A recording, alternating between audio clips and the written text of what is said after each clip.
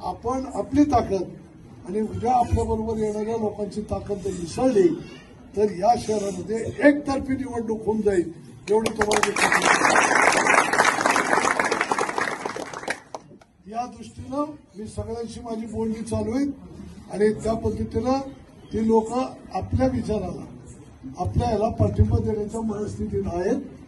ते जी पाठिंबा देत असताना त्यांचं काय म्हणणं आहे ते मला फक्त ऐकून घ्यायचं आहे. ते मी ऐकून घेतो आणि त्यामध्ये सन्मानानं मार्ग काढून सगळ्याजण आपण एकत्रितपणे पॅनल उभं करूया. हे त्यांनाही मी सांगितलंय. या आधी पक्षासाठी प्रायोरिटी आहे.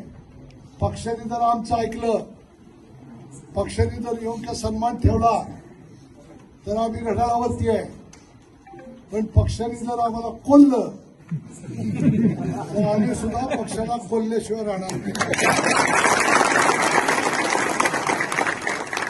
हे सांगून टाकलंय.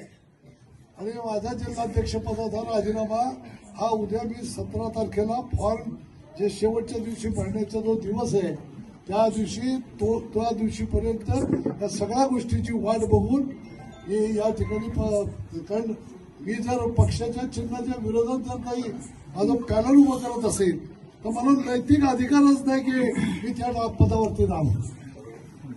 त्यामुळं मी माझं नैतिकता ओळखतो, मला सांभाळायची माहिती आहे. त्यामुळे त्या ठिकाणी मी पक्षाचा राजीनामा देईन.